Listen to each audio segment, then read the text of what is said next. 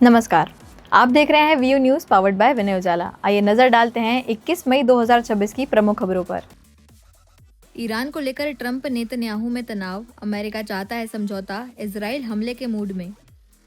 Cuba पर बढ़ते तनाव के बीच कैरेबियन सागर पहुंचा यूएसएस निमित्ज, अमेरिका ने बढ़ाई सैन्य मौजूदगी।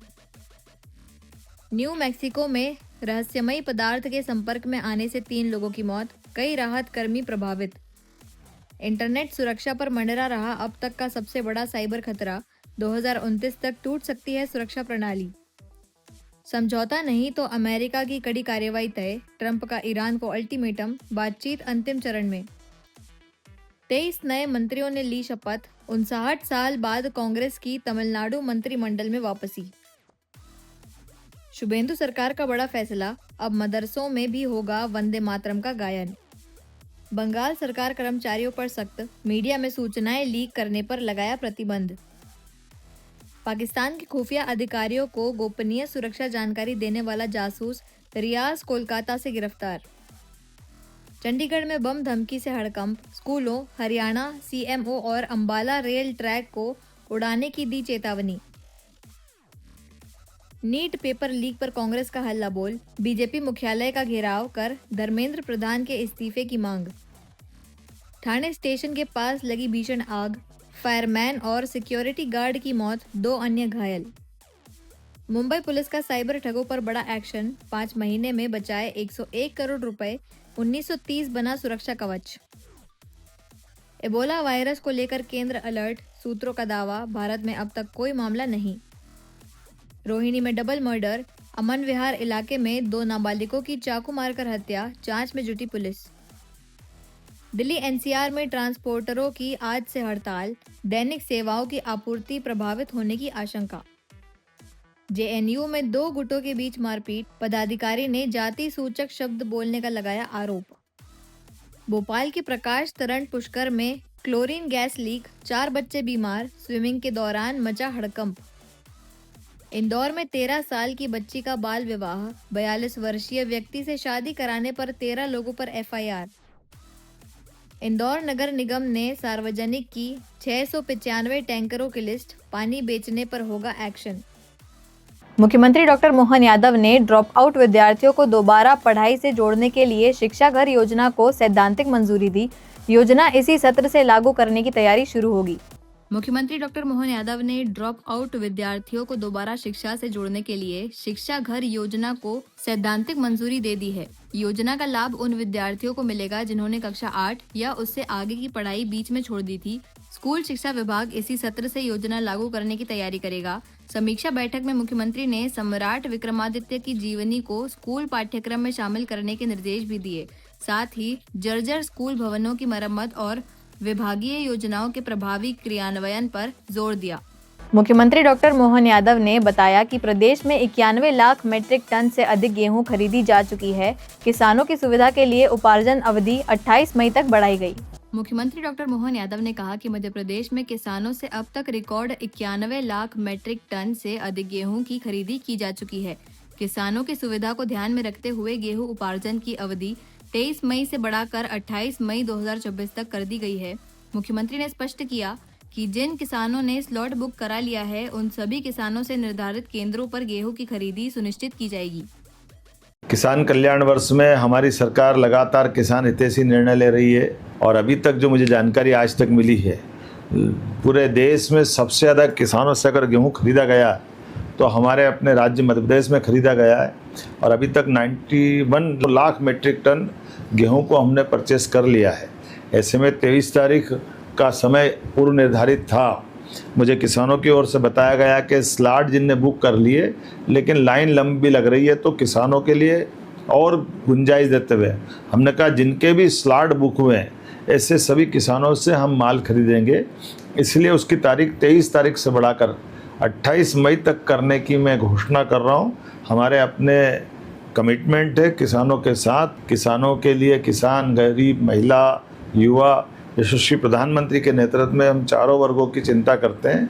ऐसे में आप किसान भाई बहनों से मैं निवेदन करना चाहूँगा कि आप चिंता मत करो, आपके गेहूं का हमने जो स्लॉट दिया है उस स्लॉट में सबको खरीदने का प्रबंधन हम कर रहे हैं। भोपाल के जम्बूरी मैदान में ग्राम रोजगार सहायकों के महासम्मेलन में मुख्यमंत्री मोहन यादव ने मृत सहायकों के परिजनों को 10-10 लाख रुपए सहायता और सेवा बहाली से जुड़ी घोषणा की। भोपाल के जम्बूरी मैदान में ग्राम रोजगार सहायकों का महासम्मेलन आयोजित हुआ, जिसमें प्रदेश भर से हजारों ग्राम रोजगार सहायक शामिल हुए।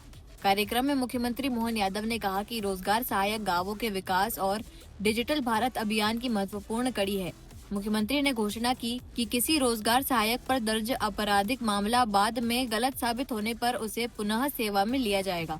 कार्यक्रम में दुर्घटना में मृत 2 रोजगार सहायकों के परिजनों को 10-10 लाख रुपए सहायता देने की घोषणा भी की गई। साथ ही गेहूं खरीदी के लिए स्लॉट बुकिंग की अंतिम तिथि 28 तारीख तक बढ़ाई गई। और उतनी जोरदार ताली श्रीमान अमित शाह जी के लिए, हमारे गृह मंत्री जी के लिए।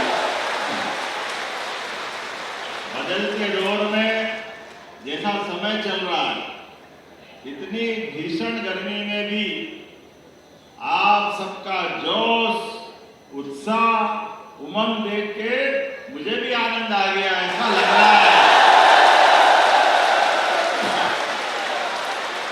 50,000 से ज्यादा गांवों की पंचायत के अंदर गांव के विकास की मुख्य धुरी में से पंचायत सचिव और रोजगार सचिव दोनों का बिना मिले पंचायत में डेवलपमेंट नहीं होता है, सच में।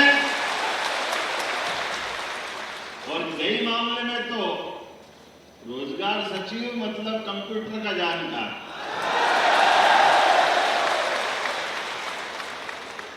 आपके माध्यम से शासन की सभी योजनाओं के लिए, सभी बातों की जानकारी के लिए, सच में जैसे शरीर के अंदर अगर आत्मा नहीं हो तो शरीर बेकार है, पंचायत में रोजगार सचिव नहीं तो पंचायत बेकार है।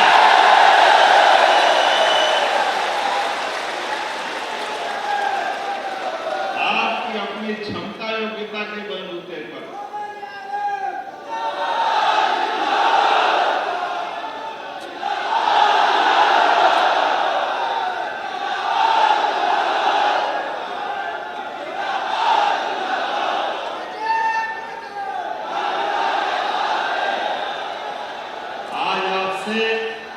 सच में मैं महात्मा गांधी जी को याद कर रहा हूं। महात्मा गांधी जी के शब्दों में इस भारत की आत्मा कहीं बसती है तो वो आत्मा गांवों के अंदर बसती है, सच में गांवों के अंदर बसती है। और ग्राम स्वराज और सुराज दोनों का सपना महात्मा गांधी जी ने जो देखा था, डीबीटी के माध्यम से यशस्वी प्रधानमंत्री के नेतृत्व में आज वो पूरा हो रहा है। उसके ध्वजवाहक आप सब लोग हो, आपके माध्यम से हो रहा। कोई योजना हो, कोई भी अभियान हो, दिल्ली से चले या भोपाल से, आपके बिना पूरा नहीं हो सकता, ये पक्की बात है। मेन ड्राइविंग सीट पे अगर कोई है तो आप सब हो, ये पक्की बात।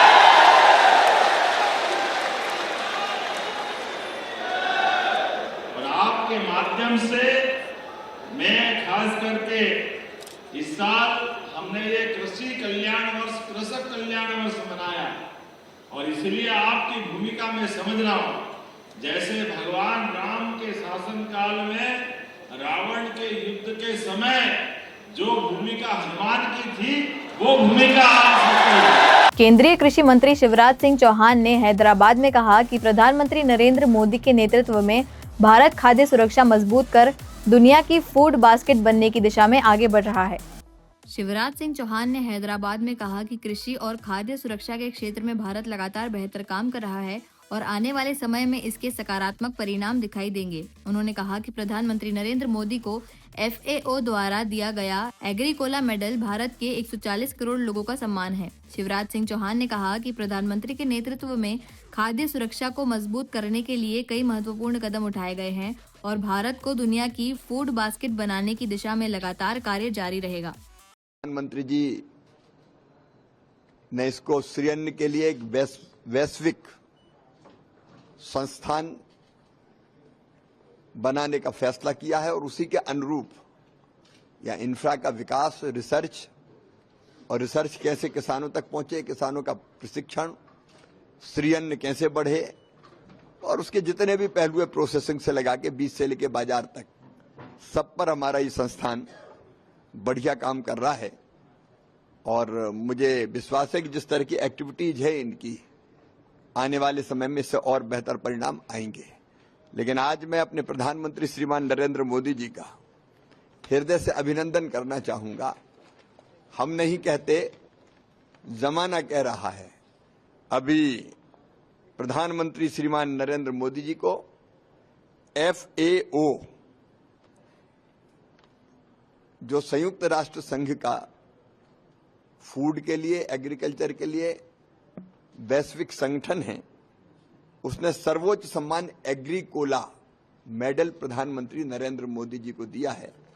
और ये इसलिए दिया है कि फूड सिक्योरिटी सुनिश्चित करने के लिए उन्होंने जो कदम उठाए हैं, न केवल भारत की बल्कि दुनिया की इस मामले में चिंता की है। खाद्य सुरक्षा सुनिश्चित हो, गरीबी दूर हो और उसके साथ साथ खाद्य सुरक्षा सुनिश्चित करने के लिए प्रोडक्शन और प्रोडक्टिविटी बढ़े हमारे कृषि उत्पादों की, उसके लिए जो काम किया है, गरीबी दूर करने के लिए जो काम किया है, अलग अलग जो हमारे रिसर्च और शोध को बढ़ा के एक तरह से पूरी दुनिया में कोई भूखा ना रहे, कोई गरीब ना रहे, इस दृष्टि से उन्होंने जो प्रयास किए हैं उसको पूरी दुनिया आज सराह रही है। भूखमरी समाप्त करने के लिए, गरीबी कम करने के लिए, सभी के लिए खाद्य सुरक्षा और पोषण सुनिश्चित करने के लिए उन्होंने जिस प्रतिबद्धता के साथ काम किया है, उनको पुरस्कृत किया गया है, सम्मानित किया गया है। प्रधानमंत्री जी ने कहा कि यह सम्मान केवल उनका सम्मान नहीं है, यह सम्मान 140 करोड़ भारतवासियों का सम्मान है, हमारे किसानों का सम्मान है, हमारे वैज्ञानिकों का सम्मान है। लेकिन उनका नेतृत्व इतना उत्कृष्ट है कि वो हमको उस दिशा में प्रेरित करते हैं। श्री अन्न का ही उदाहरण देख लें तो इसके पहले किसी का ध्यान नहीं गया, लेकिन ये तो सुपर फूड है श्री अन्न, और केवल देश के लिए नहीं, दुनिया के लिए वो बात कर रहे हैं। तो एक बार फिर मैं प्रधानमंत्री जी का अभिनंदन करता हूं और उनके नेतृत्व में दुनिया से भुखमरी मिटे और भारत केवल भारत के लिए नहीं है, भारत दुनिया का फूड बास्केट बने, इसके लिए हम लोग लगातार काम करते रहेंगे। कांग्रेस नेता दिग्विजय सिंह ने नीट पेपर लीक मामले में निष्पक्ष जांच की मांग की। उन्होंने कहा कि 22 लाख छात्रों का भविष्य दांव पर है और NTA जवाबदेह बने। कांग्रेस नेता दिग्विजय सिंह ने नीट पेपर लीक मामले पर कहा कि 22 लाख छात्र छात्राओं का भविष्य इस परीक्षा पर निर्भर करता है। उन्होंने कहा कि पेपर लीक कैसे और क्यों हुआ, इसकी पूरी जानकारी ली जाएगी। दिग्विजय सिंह ने सवाल उठाया कि कुछ परीक्षा केंद्रों पर बार बार ऐसी घटनाएं क्यों हो रही हैं। उन्होंने कहा कि संसदीय स्थायी समिति की ओर से पहले भी कई सिफारिशें दी गई थीं, लेकिन NTA और उच्च शिक्षा मंत्रालय ने उन पर अपेक्षित कार्रवाई नहीं की। उन्होंने कहा कि सभी पहलुओं पर चर्चा कर सर्वसम्मति से मत रखा जाएगा।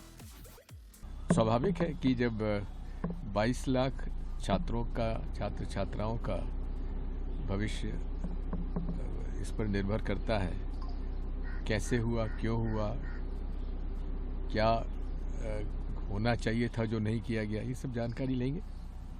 सर, एक बड़ा सवाल ये भी है कि ये लगातार इस तरीके की चीज़ों की पुनरावृत्तियां हो रही हैं। पेपर लीक और खासकर NTA के ऊपर सवाल कई सालों से खड़े हो रहे हैं। बात वही है, क्या कारण है जो लगातार इस प्रकार की घटनाएं हो रही हैं?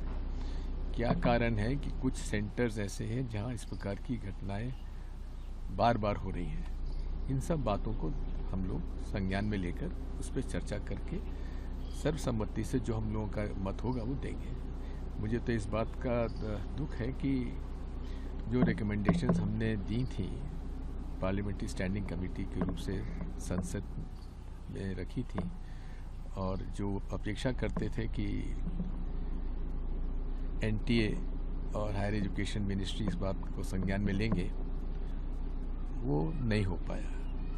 और ये भी है कि राधा कृष्णन जी की जो रिपोर्ट थी वो भी कितनी लागू की गई, इस पर भी हम लोग जानकारी लेंगे। भोपाल पुलिस कमिश्नर संजय कुमार ने ट्विशा शर्मा मामले में आरोपी समर्थ सिंह पर इनाम बढ़ाकर 30,000 रुपए किया। पुलिस की 6 टीमें आरोपी की तलाश में जुटी हैं। भोपाल में चर्चित ट्विशा शर्मा मामले में पुलिस कमिश्नर संजय कुमार ने बताया कि आरोपी समर्थ सिंह की गिरफ्तारी के लिए पुलिस ने इनाम राशि बढ़ाकर 30,000 रुपए कर दी है और लुकआउट सर्कुलर भी जारी किया गया है। उन्होंने कहा कि आरोपी की तलाश के लिए 6 विशेष टीमें अलग अलग क्षेत्रों में लगातार कार्रवाई कर रही हैं। पुलिस कमिश्नर ने आम लोगों से अपील की कि मामले से जुड़ा कोई भी दस्तावेज या वीडियो हो तो पुलिस को उपलब्ध कराएं। उन्होंने कहा कि पूरे मामले की निष्पक्ष जांच की जा रही है। हाँ, हमने इनाम राशि बढ़ाई है, 30,000 रुपये किया है इनाम राशि, और लुकआउट सर्कुलर भी जारी किया है, और गिरफ्तारी के भी हम पूरे प्रयास कर रहे हैं कि जल्दी से जल्दी गिरफ्तारी हो जाए। सर कितनी टीम इसके लिए लगी हुई है? इसमें हमने 6 टीमें बना रखी हैं जो अलग अलग उसमें काम कर रहे हैं। सर डीप फ्रीजर की बात की तो कोर्ट ने भी इसको भी लेकर कहा था कि -80 डिग्री में रखी जाएगी, तो क्या ऐसा कुछ इसकी व्यवस्था हो गई है क्या? नहीं, हम पता कर रहे हैं। ऑनरेबल कोर्ट ने भी पुलिस को कहा है कि आप पूरे प्रदेश में पता करिए क्या कहीं इस तरह की फैसिलिटी है, तो हम अलग अलग जगह संपर्क करके पता कर रहे हैं। सर एक ऑडियो वायरल हो रहा है काफ़ी, उसमें गिरवाला सिंह कई तमाम तरीके की बातें कह रही है, तो फिर क्या उसकी जांच को फिर परिजन उस पर कह रहे हैं कि पुलिस को, और उनके वकील खुद कह रहे हैं कि इसकी जांच करनी चाहिए पुलिस को, क्या इसमें कितनी सच्चाई है? देखो, इन्वेस्टिगेशन के लिए जो भी रेलेवेंट होगा हम उसकी जांच करेंगे, और अगर किसी के पास ऐसा डॉक्यूमेंट है या कुछ ऐसा वीडियो है तो पुलिस को वो प्रोवाइड करवा सकते हैं। जो भी रेलेवेंट चीज़ें हैं उन पे हम अपना इन्वेस्टिगेशन करेंगे। सर कॉन्टैक्ट डिटेल की भी कुछ बात हुई जिसमें ये बताएगा कि 12 तारीख जिस दिन जो घटना की रात थी तब से लेकर 12 से 13 तारीख के बीच में गिरवाला सिंह द्वारा कुछ कई ऐसे जजेस हो गए या बड़े ऐसे नामी लोगों को कॉल किया गया, तो क्या इसकी पूरी कॉल डिटेल्स भी निकाली गई है पुलिस के द्वारा?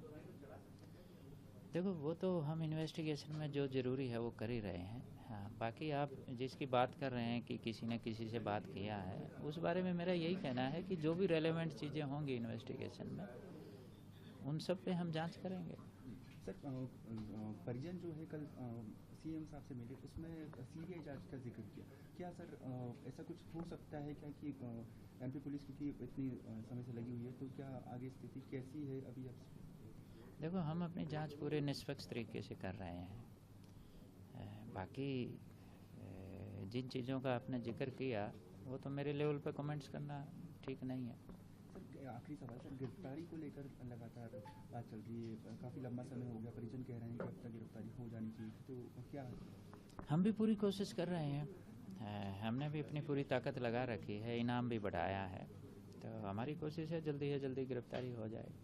सर क्या पासपोर्ट भी जो है वो रद्द किया गया है, क्या विदेश भागने की भी आशंका है, ऐसा कुछ भी? हमने लुकआउट सर्कुलर जारी करवा दिया है जो मुख्य आरोपी हैं, और बाकी पासपोर्ट वगैरह इसकी भी कार्रवाई अंडर प्रोसेस है। ऐसे ही खास खबरों के लिए बने रहिए हमारे साथ व्यू न्यूज़ पर, पावर्ड बाय विनय उजाला।